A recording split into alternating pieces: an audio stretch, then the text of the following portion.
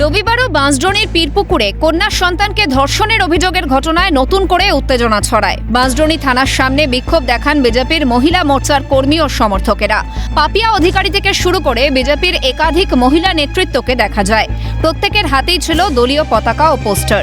এই ঘটনায় জড়িত অভিযুক্তের সঙ্গে শাসক দলের সরাসরি যোগসূত্র রয়েছে বলে অভিযোগ বিজেপির।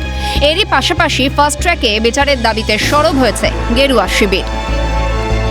ওদের এই ছোটখাটো নেতা মেয়ে ধর্ষণ করছে, বড় বড় নেতারা সারা সমাজটাকে ধর্ষণ করছে। এদেরকে ইমিডিয়েটলি এই থানায় রয়েছে, থানা থেকে বার করতে হবে। থানা থেকে বার করে ইমিডিয়েট ফাস্ট ট্র্যাকে এর বিচার চাই। জানা গেছে বাঁশড্রোনি এলাকার তৃণমূল কাউন্সিলর অনিতা মজুমদারের সঙ্গে সুসম্পর্ক রয়েছে অভিযুক্তের। স্বভাবতই প্রশ্ন উঠছে, শাসক শিবিরের সঙ্গে সুসম্পর্ক থাকার জেরে কি সাজার মেয়াদ কমবে? সেক্ষেত্রে বিজেপি মহিলা নেত্রী দাবি করেন, পুলিশ কোনো পদক্ষেপ না নিলে তারাই থানায় প্রবেশ করবেন।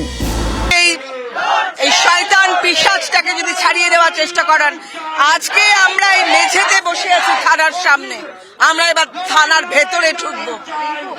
পুলিশ এইভাবে করলে, চটিচাটা পুলিশ যদি এইরকম করে, তাহলে আমাদের কিন্তু থানার ভেতর ঢুকতে হবে। অন্যদিকে বিজেপি নেত্রী সর্বরী মুখোপাধ্যায় সাফ জানান, আমাদের একটাই দাবি, মুখ্যমন্ত্রীর পদত্যাগ। আমাদের একটাই দাবি, একটাই দফা, একটাই দাবি, মুখ্যমন্ত্রীর পদত্যাগ। তার কারণ দেখুন, যিনি পুলিশ মন্ত্রী, যিনি মহিলা মুখ্যমন্ত্রী, তার রাজ্যে যিনি বড় বড় করে বলেন বাংলা তার মেয়েকে চায়, এই বাঙালির কাছে প্রশ্ন যে বাংলা তার মেয়েকে চায় বলবার পরে কোন মেয়েকে চেয়েছে বাংলা? আমরা জিজ্ঞেস করছি। প্রসঙ্গত শনিবার বাঁশড্রোনি থানার পুলিশ ঘটনার পুনর্নির্মাণের জন্য অভিযুক্ত বাপ্পা সাহাকে নিয়ে যায় ঘটনাস্থলে। সেই সময় স্থানীয়রা বিক্ষোভ দেখালে পুলিশের সঙ্গে শুরু হয় বচসা। এরপরই লাঠিচার্জের অভিযোগ ওঠে পুলিশের বিরুদ্ধে।